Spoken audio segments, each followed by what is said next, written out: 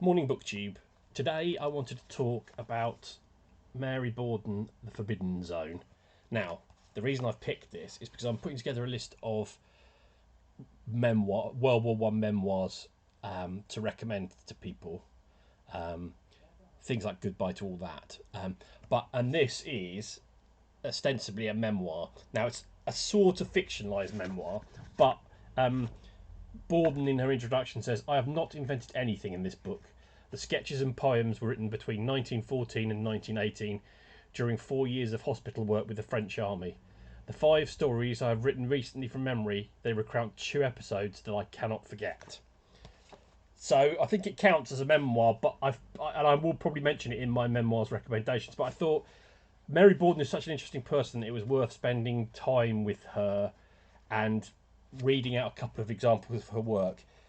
She was born in 1886 in Chicago from a wealthy Chicago family, and she went to Vassar for university, and then while she was on a tour of the Far East, as you do if you're the child of a wealthy Chicago millionaire, she met a Scottish missionary called George Turner, who they married, and she moved to England in 1913.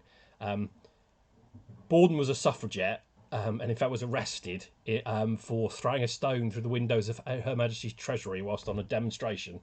So that's a point in her favour. When the war broke out, she went to France to be a nurse, but was so sort of upset with the quality and condition of the hospital that she was serving at that she used her own money to equip and set up a hospital of her own, which to serve the French army. It was close to the Somme, I think, if I remember rightly. While she was in France, she met Brigadier General Edward Spears, had an affair with him, separated from her husband, got divorced, lost the children to her husband, and married Edward Spears. But she wrote poetry and prose, and in 1929 she published She had published The Forbidden Zone, which is the same year that All Quiet on the Western Front came out, amongst other others. 1929 there's a few books that come out in 1929. It's it is fictionalized and slightly experimental. I suppose you'd call it modernist. I am, as I said before on these videos, I'm not an expert in these things. I'm not a literary critic. I'm not a academic. I am just a freelance reader of books. But this strikes me as a book that wouldn't have been written for various reasons before 1900. Certainly not before 1914. Possibly. Which will probably reveal as much about my ignorance of Victorian literature as anything else.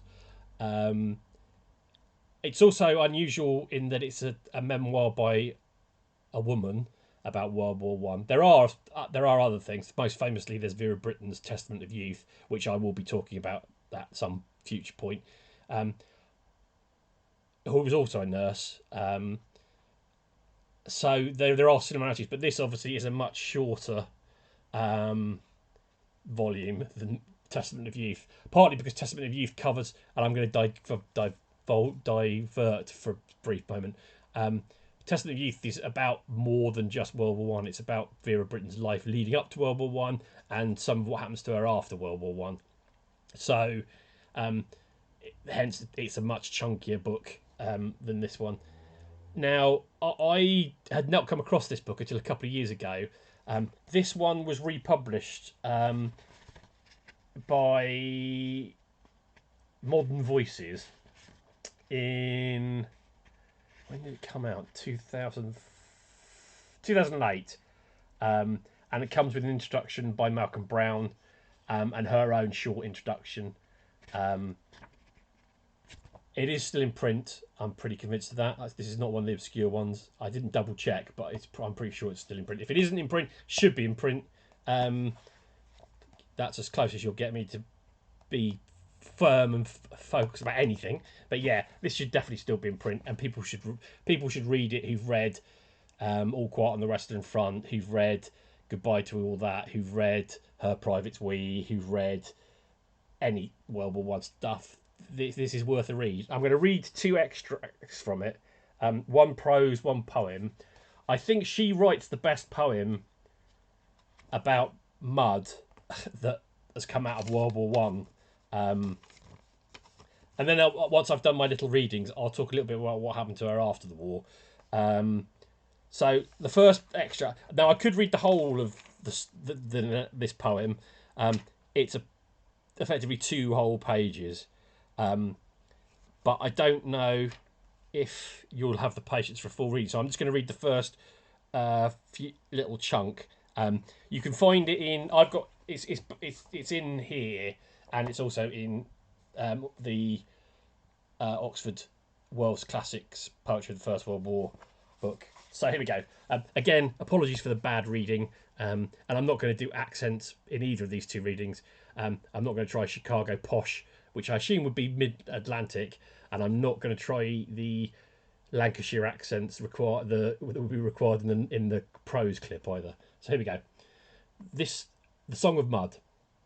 This is the song of the mud, the pale yellow glistening mud that covers the naked hills like satin, the grey gleaming silvery mud that is spread like enamel over the valleys, the frothing, squirting, spurting liquid mud that gurgles along the roadbeds, thick elastic mud that is kneaded and pounded and squeezed under the whole hooves of horses, the invincible, inexhaustible mud of the war zone.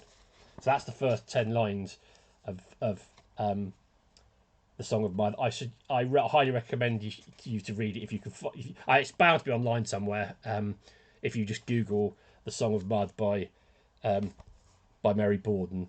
And the other extract I wanted to read, because I remember when I read it at the time, it seemed to be very defining of a certain kind of thing. It's from a story called The Two Gunners in this book, and it starts with, I was so accustomed to this elegance of mine among my puellos that I no longer noticed it. I took it for granted. I did not think about it until the 2 British gunners came in. Then suddenly I realised there are 2 types of courage, the British and the French, as there are 2 types of men. The gunners were pals. They lay side by side, staring at the roof. If they were pleasantly surprised to find an English nurse in this barn of a place, they gave no sign of it. Even the red-faced one, who sat up leaning on his elbow when I approached, took me for granted. The other one lay motionless. His face was grey and damp. Neither of them spoke while I looked at their tickets. The red-faced giant was wounded in the leg, otherwise there was nothing wrong with him. The other was wounded in the abdomen. It was clear there was no hope for him. I would send him through at once to Rouvière. He would save him if he could be saved, but I knew it was useless. I knelt beside him, looking at his ticket. His name was written on it, and the name of his regiment.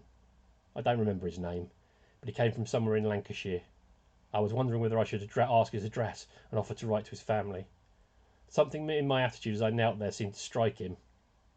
He turned his head ever so slightly toward me and asked, "Is it serious, sister?" "Yes," I answered, "it is serious. You're wounded in the stomach. That is always very serious." For a moment he stared into my eyes, then he turned his head away again, shutting me out. I was dismissed. He had nothing to say to me. I rose to my feet and looked from one to the other. But just as I was moving away, the dying one turned his head again and looked across at his pal. There was a dumb interchange of some sort between them. Then the red giant spoke. "Stick it," he said. That was all he said. They didn't talk any more. They had nothing more to say to each other. A few minutes later, the stretcher bearers carried the gunner, who was wounded in the abdomen, away to the operating room. He died under the anaesthetic. His pal didn't see him again. I don't know where they took him, or where he was buried, or where his home was. The other gunner didn't tell me. He didn't ask me anything about his friend. I found him the next day in one of the wards, sitting up in a bed eating his dinner. He didn't say anything when he saw me. He looked very fit and very big, and he seemed to have a good appetite. There was no expression of any kind on his face. I said, "Good morning, how are you?" He answered something. I couldn't understand what he said, so I asked him again, saying, "I didn't quite catch what you said." "A1 at Lloyd's, madam," he replied. That was what he said. There were the only two wounded Tommies that passed through my hands during the 4 years of the war, and that was all they said to me. I don't know any more about them. The big red bum was taken to the British evacuating station that afternoon in an ambulance. There was nothing much the matter with him. He didn't say goodbye. I didn't see him when he left. I remember the only two phrases I heard him utter, one to his pal and one to me. Stick it, and A1 at Lloyd's, madam. There you go. So that is a quotation. Is two little readings of Mary Borden's work.